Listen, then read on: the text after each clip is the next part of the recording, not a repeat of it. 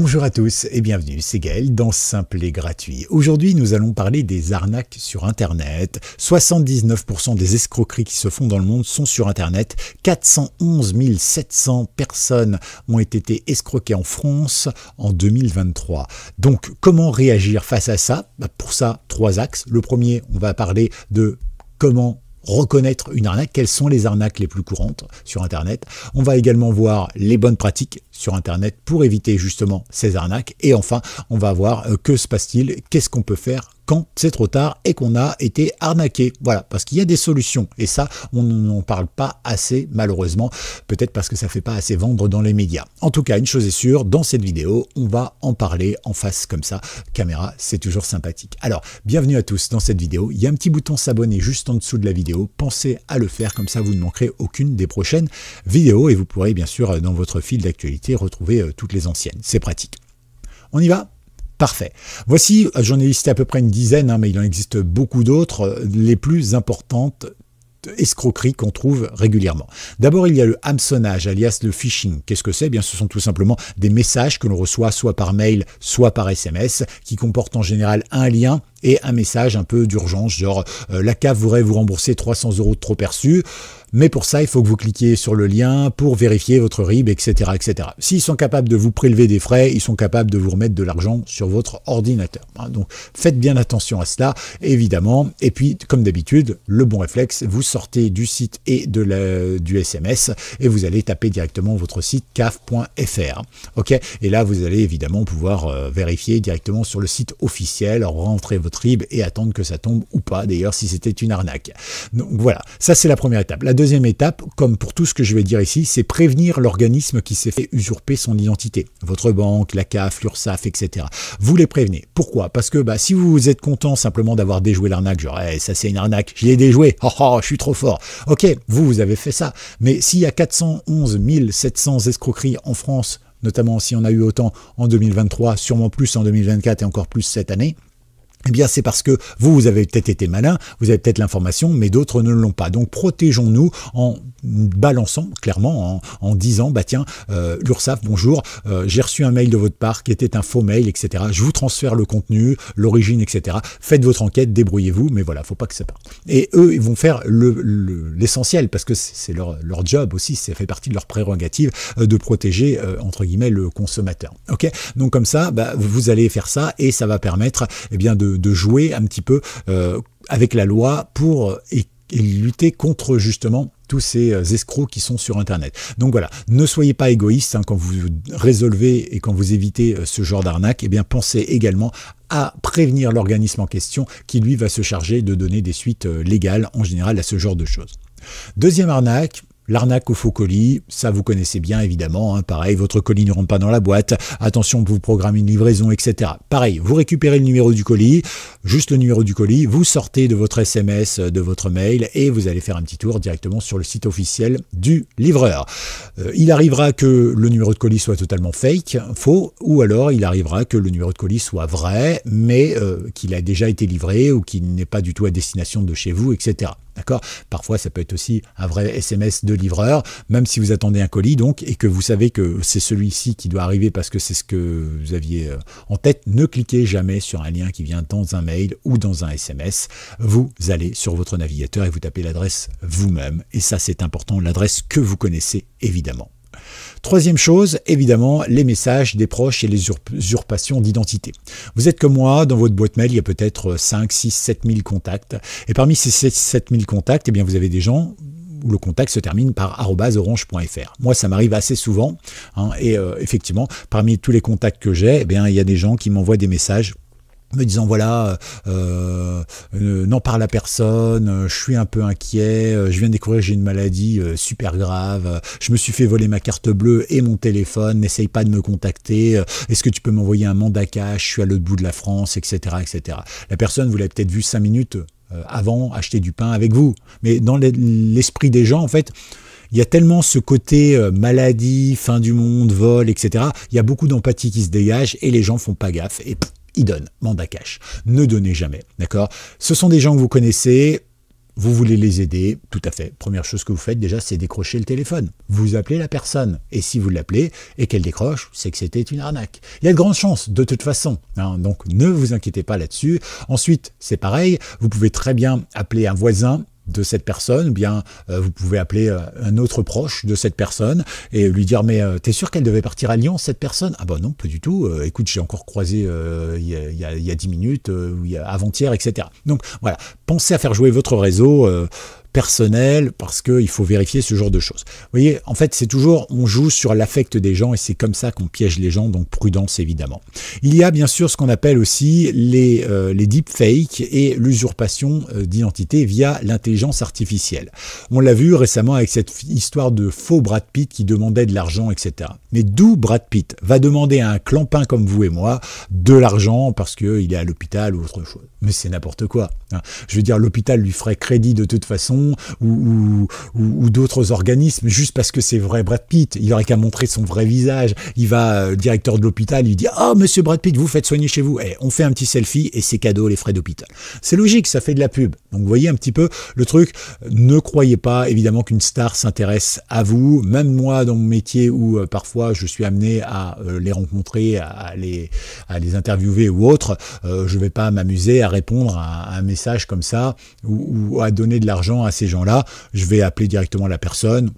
Et ça va me permettre de voir si c'est elle ou pas. Mais si je suis un clampin moyen, lambda, comme je suis moi dans ma vie de tous les jours, vivant au fin fond de la Cambrousse, il est hors de question que Brad Pitt m'appelle, d'accord? À la limite, Emmanuel Macron pourrait essayer de m'appeler pour me persuader de voter pour lui, parce qu'il aime bien gâcher le temps et l'argent public, mais globalement, c'est tout. Et encore, même là, je trouverais que ce serait une arnaque.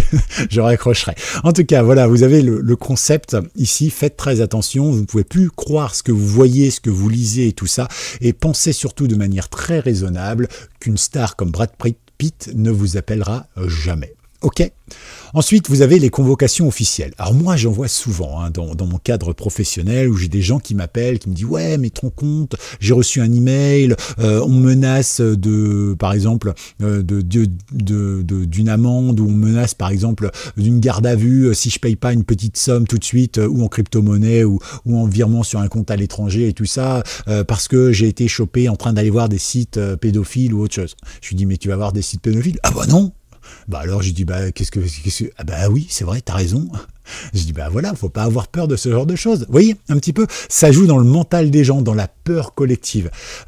Il faut relativiser, il faut se dire voilà, est-ce qu'on peut faire ce genre de choses? Est-ce que ce genre de choses nous impacte à l'heure actuelle? Je veux dire, est-ce que j'ai commis des fautes? Voilà, faut prendre le temps, toujours quand on lit un email, faut pas répondre tout de suite, faut toujours se poser. On le lit une fois.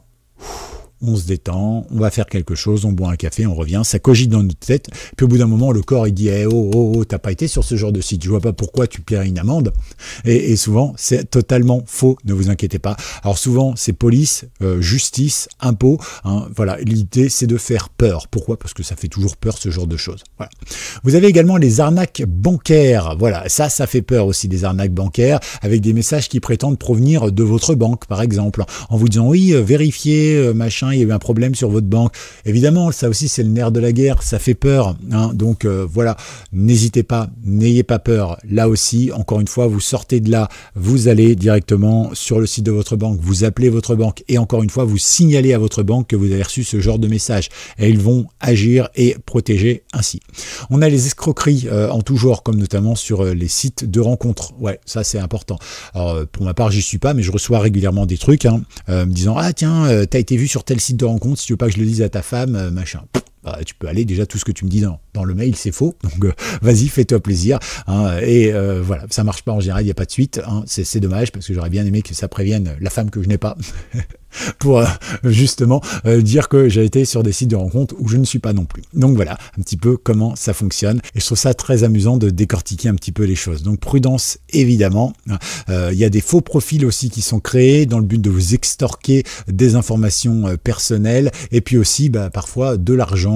Voilà, la personne vraiment, elle vous plaît, elle fait tout pour que elle vous montre qu'elle est accro à vous aussi et tout ça, puis petit à petit elle dit ah ouais mais j'ai des problèmes, tiens machin truc, et vous bêtement vous donnez un peu d'argent, mais ça c'est le truc, mais c'est courant. À partir du moment où on est piégé là, côté amour, nous les garçons notamment, on est bêtes et méchants, hein, et on va le faire à fond, quoi. Et puis derrière, en fait, c'est pas une fille, c'est un gros type comme ça, qui est en train de transpirer derrière son clavier, en train de manger un pot de bolino. C'est moins sexy tout de suite, hein. Ouais, bah, mais les mecs, nous, on est cons, c'est comme ça, que voulez-vous, hein. On réfléchit pas forcément qu'avec notre cerveau, c'est l'affect, le cœur beaucoup qui parle. Oui, chez nous les garçons. En tout cas, voilà, vous avez compris, bien sûr, derrière ce petit trait d'humour, hein, ce que j'étais en train de vous dire. À partir du moment où l'émotion rentre en jeu, la raison n'a plus de raison d'être.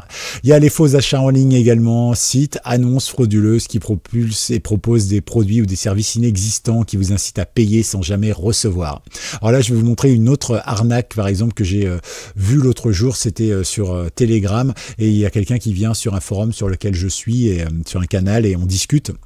Et la personne elle me dit, ouais, comment je fais pour récupérer mon argent? Alors déjà sur le canal, il n'était pas question d'argent ni quoi que ce soit. Je dis, bah je sais pas, déjà fais des phrases, explique ce que tu veux, et je vais voir.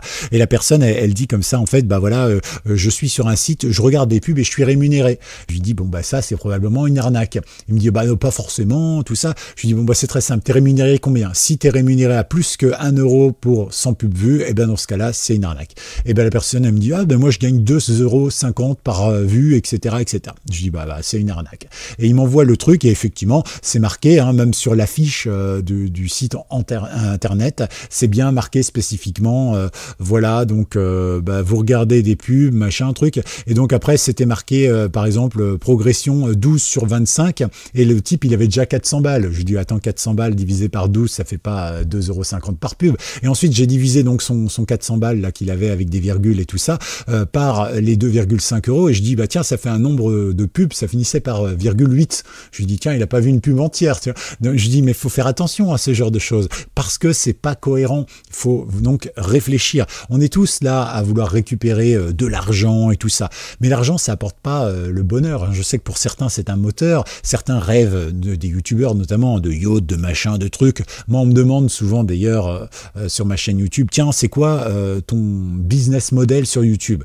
Bah, j'en ai pas, je fais appel à la bienveillance des gens qui veulent bien accepter de ne pas couper les publicités sur ma chaîne pour me dire merci, mais il faut savoir que, allez, sur 1000 vues, peut-être que je touche 1 € ou 2, donc vous voyez, c'est pas énorme, et là-dessus, l'État me prend 48%, sans compter évidemment que YouTube peut récupérer aussi une partie. Donc vous voyez un petit peu, c'est rien du tout, voilà, mais j'ai pas de business model parce que c'est pas mon but. Moi j'ai un métier à côté, je gagne ma vie tranquillement, mais j'aime bien passer du temps avec vous, essayer de transmettre des infos. Donc vous voyez, ça fait partie des trucs, des fois quand il y a le cognitif qui est là, on est là et on passe du temps. Et en fait, notre cerveau se déconnecte de la logique et on se fait arnaquer. Et enfin, la dernière, évidemment, bah, ça ressemble un petit peu tout ça, c'est la loterie, le gain.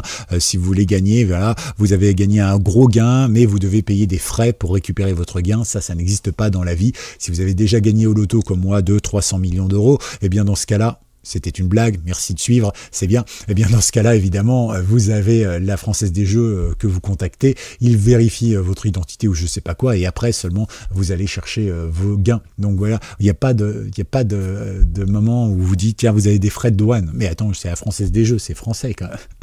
Hein, mais à partir du moment où il y a un gain, les gens sont prêts à faire n'importe quoi, et on le voit dans la presse régulièrement. Il a payé 700 000 € ou 7 000 € par exemple pour récupérer 2 millions d'euros qu'il n'a jamais eu, etc. Parce que les gens sont toujours comme ça.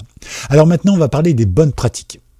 Les bonnes pratiques, c'est tout simple. La première chose, eh bien, c'est déjà commencer par faire de la protection avec les mots de passe forts, 12 caractères qui mélangent les chiffres, les lettres, les symboles. Faites plutôt des phrases plutôt que des mots de passe difficiles. Pourquoi? Parce que vous en souviendrez plus facilement, c'est plus rapide à taper. Ne réutilisez jamais 2 fois le mot de passe. Évitez d'être prévisible dans les schémas. Par exemple, une majuscule au début et un point d'exclamation, un point ou un point d'interrogation à la fin de votre mot de passe. C'est super prévisible et du coup, en fait, quand on va faire de la force brute et attaquer un petit peu vos différents compte, eh bien si on pense que vous avez fait ça, ben en fait on va gagner énormément de temps par rapport à quelqu'un qui ne l'aura pas fait. On va faire moins de tours de boucle quand on va tester tous les mots de passe. Donc ça c'est quand même très important. Utilisez plutôt un gestionnaire de mots de passe. Je vous ai déjà fait des vidéos et bien sûr les liens sont dans la description. Là aussi vous allez pouvoir gérer comme ça de manière très efficace la sécurité d'un seul lieu. Là, vous allez mettre votre coffre-fort avec tous vos mots de passe chiffrés à l'intérieur. Comme ça, vous concentrez sur un seul mot de passe, les autres, vous n'avez pas besoin de les apprendre. Et quand vous devez changer de mot de passe, vous mettez sur générer un nouveau et vous n'avez pas besoin de le connaître et hop, ça marche nickel. Ok, donc ça, c'est plutôt bien. Deuxième chose, authentifiez-vous toujours en double facteur. Je sais, ça a ses failles aussi, mais généralement, et par exemple, vous l'avez vu dans la presse il y a quelques temps, mais 16 milliards de mots de passe identifiants ont été récupérés, un des plus gros hacks de l'histoire. Eh bien, figurez-vous que ça n'a aucun impact si vous utilisez la double authentification, puisqu'effectivement, eh bien, quand va y avoir une connexion un peu bizarre, Google va vous demander votre mot de passe, mais va aussi vous demander de répondre à un SMS ou à un autre mail, etc., ou pourquoi pas un authentificateur. Dans ce cas-là, effectivement, le hacker, il peut avoir votre mail et votre mot de passe, il pourra rien faire avec. D'accord? Donc ça, c'est très important, la double authentification. Alors, vous avez le 2FA et le MFA également au choix, avec une couche supplémentaire de sécurité qui va vraiment pouvoir vous aider. Alors, faites-le pour les services essentiels, les banques, la messagerie ou par exemple les sites internet où vous mettez vos comptes bancaires, comme Amazon par exemple, ou Cdiscount ou autre. Et puis, n'hésitez pas non plus à faire ça sur les réseaux sociaux, parce que là, s'ils usurpent votre identité, ça peut faire mal, évidemment, notamment dans l'escroquerie de vos proches. Mettez à jour tous vos logiciels et bien sûr vos pilotes, c'est très important, les appareils, par exemple, les ordinateurs, les smartphones, ça se met à jour assez facilement, surtout les smartphones, voilà, les tablettes aussi, mais les ordinateurs, pensez bien aussi à mettre les logiciels à jour, les drivers, tout ça. Pour les autres, eh bien pensez, vous avez une brosse à dents connectée, vous avez une ampoule connectée et tout ça, déjà changez de mot de passe par défaut de la connexion, d'accord? C'est très important ça, parce qu'il y en a beaucoup trop, hein. D'ailleurs on voit souvent dans les émissions, il y a des hackers qui passent dans un quartier et puis ils scannent un petit peu tout ce qu'il y a dans le secteur, simplement en voiture, hein, en passant, et ils sont capables de changer la couleur des lumières instantanément en passant dans les quartiers, dans les villes, et ça se voit, c'est magnifique, hein, c'est fait, et c'est très simple à faire en réalité. Donc à partir de là, on peut aussi savoir si vous êtes présent, on a accès à votre réseau, voilà. Donc il y a plein de possibilités qui en découlent. Je ne vais pas expliciter tout ça ici, mais globalement, prudence évidemment. Vous avez une brosse à dents connectée, un appareil connecté, une enceinte Bluetooth connectée, je sais pas moi, une enceinte à intelligence artificielle, ce que vous voulez, peu importe. Faites attention. Tous vos objets connectés, votre air fryer qui récupère vos données, il y a des scandales régulièrement là-dessus selon la marque évidemment et le modèle, mais voilà, là aussi pareil, pensez à changer vos mots de passe, faites attention. Ok. Ensuite, installez et maintenez des antivirus, des anti-malware et tout ça. Alors la dernière fois, on m'a posé une petite question intéressante. On m'a dit quelle est la différence entre un virus et un malware. Eh bien, en fait, malware c'est la famille et virus c'est la sous-famille. Par exemple, dans la famille Durand, il y a Jean, il y a Pierre, il y a Marc, il y a Evelyne, etc., etc. Voilà, c'est la famille Durand. Là, c'est pareil. C'est dans la famille des malwares. Il y a les virus, il y a le hijacking, il y a bien sûr, il y a les adware, etc., etc. D'accord? Donc vous voyez, c'est le nom de la famille, un malware, un logiciel malveillant, quoi. C'est comme ça que ça s'appelle. Mais je pense que c'est bien de le dire, et c'est pour ça que c'est intéressant quand vous me posez des questions, parce que moi après, je peux essayer d'en parler au plus grand nombre. Je pense que c'est bien. Ok, donc ça c'est fait. Pensez à mettre à jour en termes de sécurité votre ordinateur. Soyez vigilant face aux SMS, aux emails, on l'a déjà vu. Ne cliquez jamais sur un SMS qui vient d'un expéditeur que vous connaissez ou que vous ne connaissez pas. Ne cliquez jamais sur un lien. Par exemple, là, il n'y a pas si longtemps que ça, quelqu'un de mon entourage m'a dit « Ah ben tiens, ma soeur m'a envoyé un SMS, un WhatsApp avec une appli dedans. Je vois l'appli dessus, c'était marqué, je sais pas, master ou défaut.apk. » C'est quoi cette application? Et donc je dis demande à ta sœur quel nom a l'application. Et en fait l'application je l'ai trouvée aussi sur l'App Store, donc je lui dis prends-le directement, sur Google Play Store. Je lui dis prends-le directement sur le Play Store. Ça ne télécharge pas une application dont tu ne connais pas la source.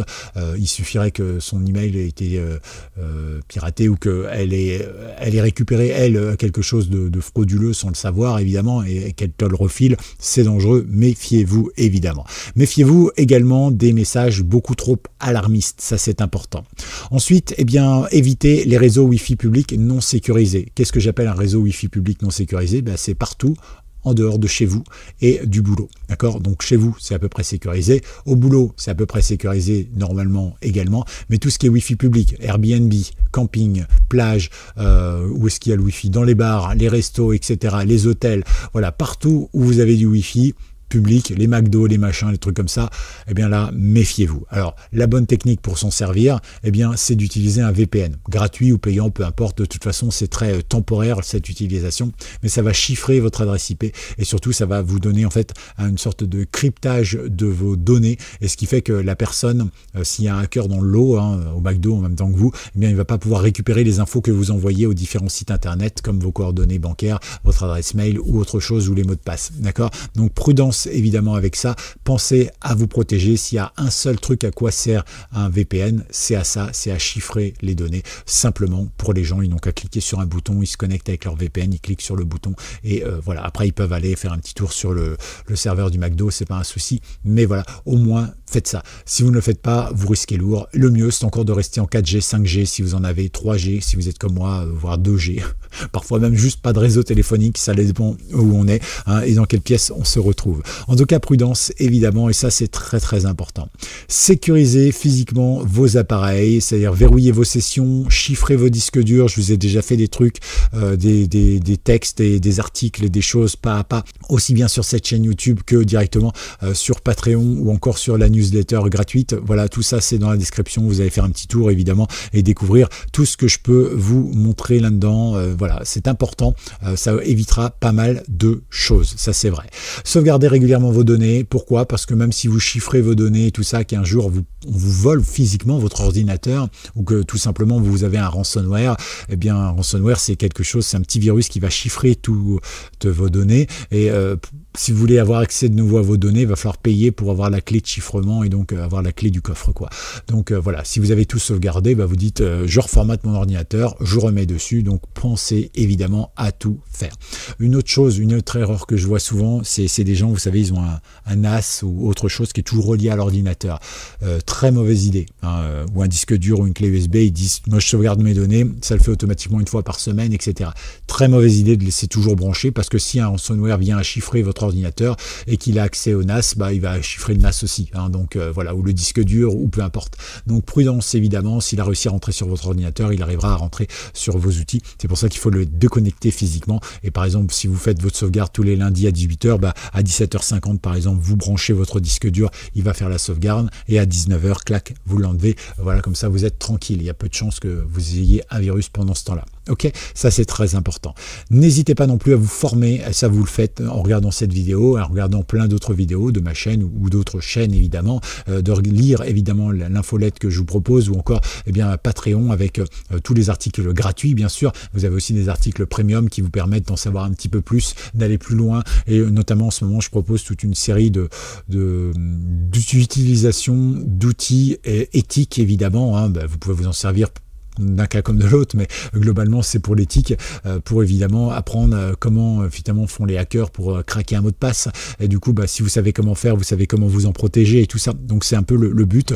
Voilà, je le fais à niveau de mes compétences bien évidemment. Je ne suis pas hacker éthique, je ne suis pas hacker tout court, donc voilà, je le fais au niveau de mes compétences, de ce que je sais déjà. Mais après, si vous voulez aller plus loin, bien sûr vous avez des gens beaucoup plus compétents que moi, mais avec moi déjà vous avez l'habitude de comment je fonctionne, je décortique tout, j'explique tout très simplement pour le début, et ça peut aider avec une première marche que vous allez pouvoir franchir tout simplement.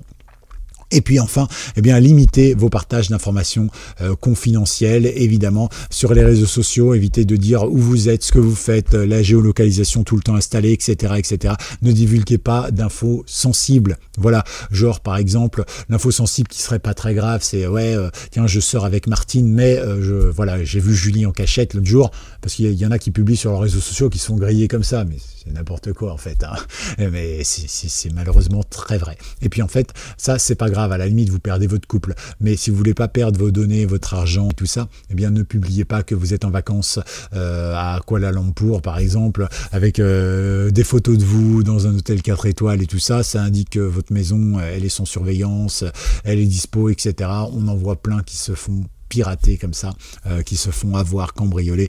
Prudence évidemment. Il y en a également qui pourraient très bien entrer chez vous sans rien voler, bien sûr, discrètement, poser des mouchards sur vos ordinateurs et des trucs comme ça. On en voit. Alors sur un lambda, ça n'a aucun intérêt, mais si vous êtes une personnalité en vue, on ne sait jamais. Prudence évidemment. Un pirate n'a besoin que d'une seule faille. C'est pas une faille technique évidemment, c'est une faille humaine. Voilà, un psychologue par exemple peut très bien être un très bon pirate. Même s'il n'y connaît rien et qu'il sait juste envoyer un mail, et ben lui, il pourra vous hacker plus facilement qu'un type, par exemple, qui aura fait des études d'informatique, parce que, en fait, le gros maillon faible, comme je vous l'ai dit, c'est nous. Tout simplement, nous, l'humain. Voilà. Je m'intègre dedans parce que moi aussi, je réagis avec mon cerveau reptilien de temps en temps. Que faire quand c'est trop tard? Ça, c'est sûrement la chose la plus intéressante de cette vidéo qu'on n'a pas encore vue. Alors, vous avez deux choses. La première, évidemment, c'est de porter plainte. Vous allez à la police, vous portez plainte. Comme d'habitude, la justice, elle n'a pas de moyens, elle n'a pas de personnel, elle ne pourra rien faire. Mais si un jour ils le chopent, voilà, ils auront votre plainte pour appuyer leur truc. Donc, vous voyez, évidemment, si vous portez plainte parce que vous êtes fait hacker par Monsieur X, par exemple, eh bien, il va rien se passer. Maintenant, si le préfet, si un ministre s'est fait hacker par Monsieur X également, alors là, vous avez carrément l'armée qui va débarquer, les services secrets américains, ils vous font venir E.T. et leur service de débunkage et tout ça, parce que en France, vous le savez, la justice, c'est pas la même pour tout le monde.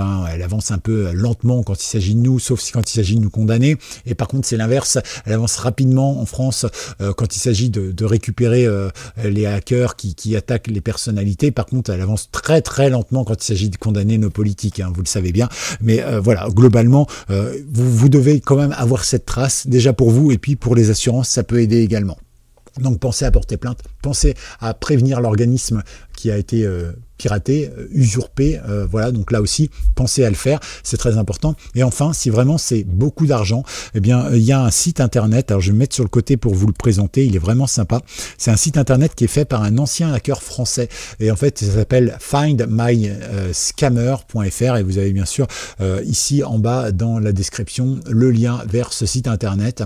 Alors c'est un site internet, je vous le présente, mais c'est payant, les services, mais vous allez voir que vous pouvez vous faire rembourser intégralement par votre assurance. Voilà, donc bon, ça sera selon le cas, à vous de voir et tout ça, c'est pas à moi de gérer la procédure, je suis pas payé pour vous parler de ce site internet, mais il est vraiment, voilà, ça vous donne une lueur d'espoir, c'est toujours pratique parce qu'on se sent démuni. Quand on se fait avoir, quand on se fait hacker, quand on se fait escroquer, on se prend vraiment pour quelqu'un à moins que rien, et on n'a pas envie d'aller porter plainte, on n'a pas envie, on a juste envie que ça se tasse et que tant pis pour les 700 ou les 7000 euros qu'on a pu donner, voilà, on va se serrer la ceinture, voilà, tant pis, adieu la retraite, voilà, je sais pas, des fois on va perdre des rêves, on va perdre beaucoup, et parfois ça peut être très difficile. Et bien si on a été escroqué, on va pouvoir aller sur ce site internet par exemple, il suffit de les contacter et ils vont réaliser un devis en fonction de l'ampleur du problème. En gros, ce sont des cyberactivistes, des hackers, mais éthiques, qui vont effectivement bien utiliser tous les outils disponibles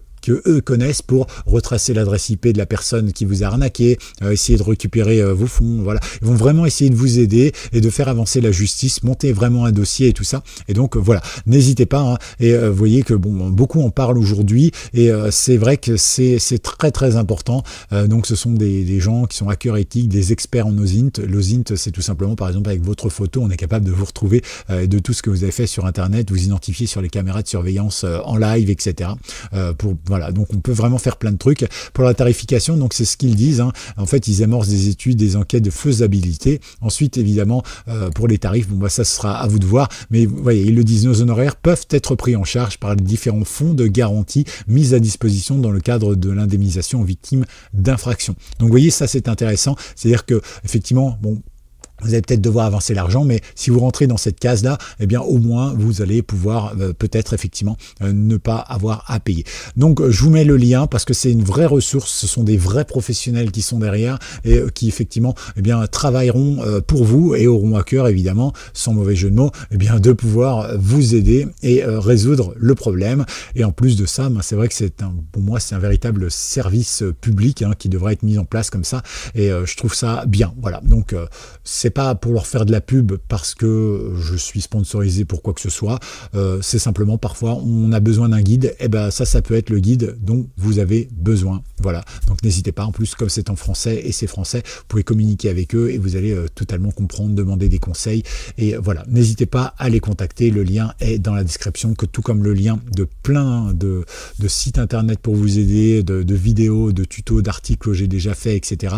Eh bien tout ça c'est dans la description, c'est entièrement gratuit, n'hésitez pas, faites-y un petit tour. Voilà un petit peu ce que je voulais vous dire, j'espère que vous avez appris plein de choses. À tout bientôt, c'était Gaël, pensez à liker, hashtag arnaque, voilà, hashtag arnaque, si vous avez été jusqu'au bout, vous mettez ça dans les commentaires, et puis vous pensez à liker, vous pensez à vous abonner. On se retrouve très vite pour une nouvelle vidéo, c'était Gaël, ciao.